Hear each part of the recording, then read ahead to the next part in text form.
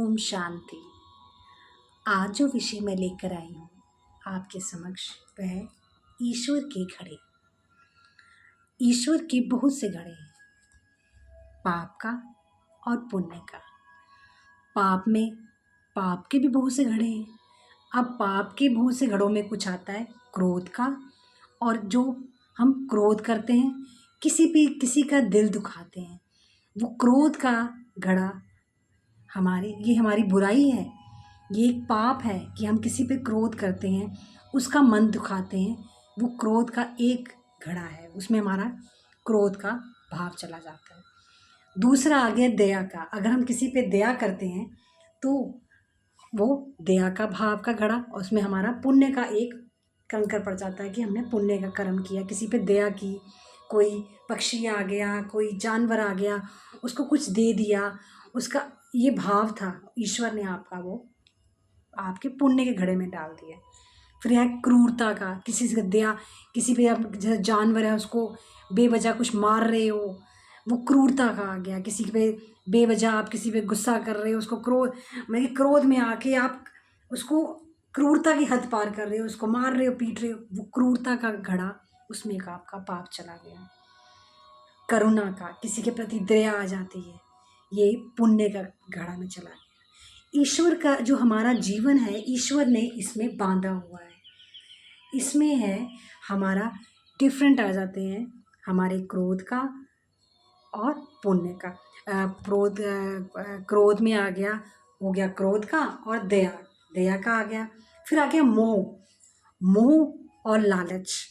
किसी के प्रति, किसी ने आपको पैसे दिए, जो कोई ज़मीन दी, जो कुछ दिया, उसमें आपको लालच आ गया, आपने मोह कर लिया, वो लालच का घड़ा। आपके मन में भाव भी आ जाए, वो आपका लालच आ गया, वो भी एक घड़ा चला गया पाप के प्रति। फिर आ गया आपका प्यार और ममता।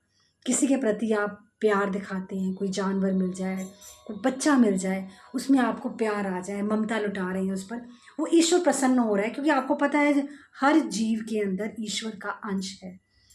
तो हमें उसी भाव को लेते हुए अपने साथ चलना है।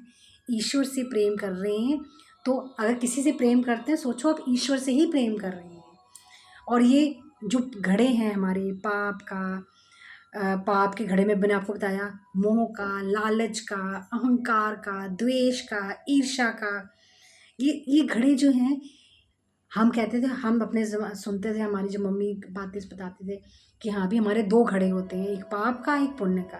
पर मैं कहती हूँ, भगवत कथा आप पढ़ेंगे, उसमें लिखा है कि पाप के बहुत से बुझाएं हैं, उसी से निर्धारित। अगर हम अच्छा कर्म करेंगे, लालच करेंगे, क्रोध करेंगे, घृणा करेंगे, द्वेष करेंगे, किसी की चुगली करेंगे, वो अलग अलग घड़े जो हैं वो भरते जाएंगे।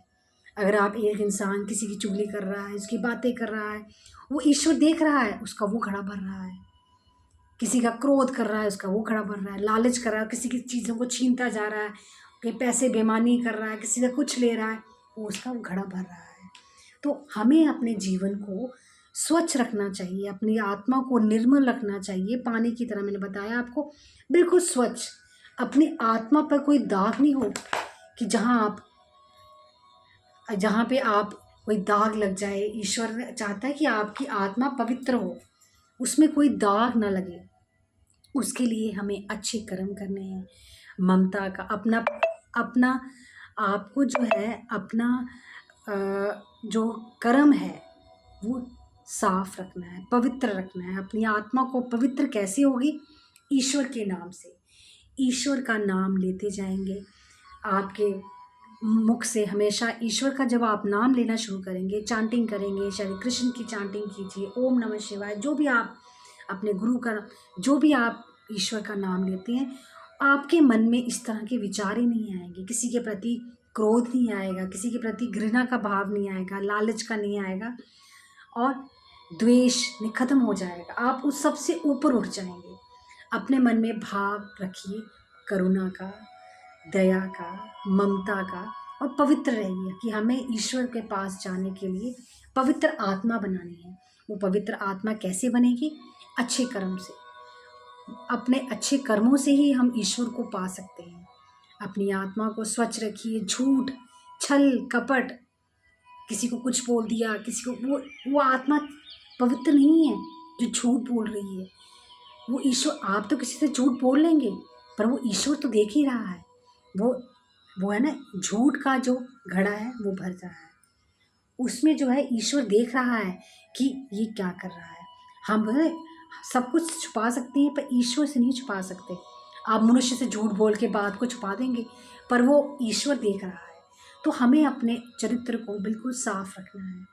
हमें क्रोध, दया, ये क्रोध से, लालच से, घृणा से, द्वेष से, ईर्ष्या से, इन सब को, पाप के जो ईवल्स हैं, इनसे दूर रहकर हमें पुण्य की तरफ बढ़ना है, आगे उस लाइट की तरफ, उस ज्योत की तरफ जाना है हमें, जहाँ करुणा, दया, ममता, मोह नहीं हो। सिर्फ आपका भाव, आपका दया का हो, दे लुटाने का हो। आपके कोई भी चीज़ है, मोह ना करें कि हाँ भी मेरी है, संभाल के, हर चीज़ को लालच होगी मैं समेट लेती हूँ, वो चीज़ नहीं। आपका हाथ खुला होना चाहिए। ईश्वर जो देता है, अगर आप किसी को, आप सोचते हो, आपके मन में भाव आ जाए कि इसको मैंने कोई चीज़ देनी है, तो भाव से ही ईश्वर प्रसन्न हो जाता है कि भाई इसका मन में देने का भाव है, तो ईश्वर अरेंज कर देता है वो चीज़, ऐसी जुगाड़ बना देता है कि वो आप दे पाते हैं, और ईश्वर आपको और दे देता है। आप किसी के, आप एक आजमा के देखिएगा, अगर आप सोचें कि मैंने इसको कोई चीज़ देनी है, पर आपके पास क्षमता नहीं है देने की, पर ईश्वर आपके भाव को देख रहा है, ईश्वर की इसके मन में इच्छा है देने की, वो भाव देख के ही ईश्वर ऐसा ऐसा जुगाड़ बनाएगा, ऐसा अरेंजमेंट करेगा, ऐसा तरीका करेगा कि आप वो चीज़ को दे पाएंगे कि मैंने तो भी सोचा था कि मैंने इसको देना है, तो ईश्वर ने कैसे बना हमें पता भी नहीं चला। हम समेट के ना रखो, अगर किसी को देना है, दे दो, ईश्वर आपको और देगा। आप देने वाले बनो, ठीक है ना, देने वाला बनना चाहिए हमें। जैसे एक थी और क्षमा का एक, क्षमा देने वाला भी होना चाहिए। ये क्षमा भी एक गुण है, ये बहुत आगे जाके मिलता है। ये क्षमा जो है हर किसी की बस की बात नहीं होती है। आपने सुना होगा, एक ऋषि थे, ऋषिवर जो थे, एक बार ऋषि तपस्या कर रहे थे। तपस्या में करते करते उनको सामने एक बिच्छू आ जाता है और उनको डंक मार देता है। ऋषिवर उठाते हैं और उसको साइड में रख देते हैं। फिर आता है, फिर डंक मार देता है, और फिर ऋषिवर उसको उठा के साइड में कर देते हैं। एक साथ में बैठा हुआ उनका, दूर से एक उनका शिष्य देख रहा होता है। वो देख रहे थे गुरुजन जो हैं, ऋषिवर जो हैं हमारे, उस बिच्छू को उठा के साइड में रख रहे हैं और कुछ कह नहीं रहे हैं उस बिच्छू। उन्होंने गुरु जी का देखा, गुरुदेव ये जो बिच्छू है आपको बार बार काटता जा रहा है और आप इसको पीछा करते जा रहे हैं, इसको पीछे करते जा रहे हैं, क्यों इसको मार क्यों नहीं देते आप? तो गुरुवर ने उत्तर दिया कि ये तुच्छ प्राणी होकर अपनी अपनी जो इसकी जो है, इसकी प्रकृति नहीं छोड़ रहा है, इसका प्रकृति है काटना।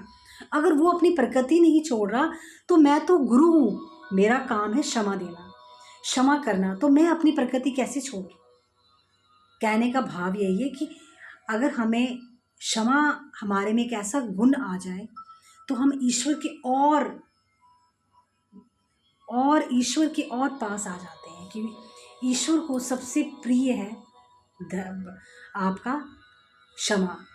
क्षमा एक ऐसा गुण है जो ईश्वर को आपको कोई दुखी करता है, आपकी आत्मा को दुखी, और क्षमा का भाव जो है सबसे अच्छा भाव है कि आपने उसने दुख दिया, उसने अपना कर्म किया और आपने जो है उसको क्षमा किया, जहाँ मैंने क्षमा किया, अब आप भी लड़ना शुरू कर दो, वो भी कर दो, तो ईश्वर कहता अब मैं क्या करूँ? जो है ना, वो कहते हैं तू कर वही जो मैं चाहता हूँ, फिर होगा वही जो तू चाहता है।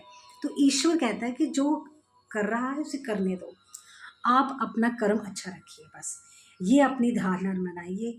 और श्री राम, हरे कृष्ण, ईश्वर की चांटिंग करते रहिए, ईश्वर का नाम लेते रहिए, और अपने इस भव सागर को पार करने का यही एक मार्ग है। अच्छा सुने, अच्छा बोले, तब ईश्वर आपसे अच्छा ही करेगा।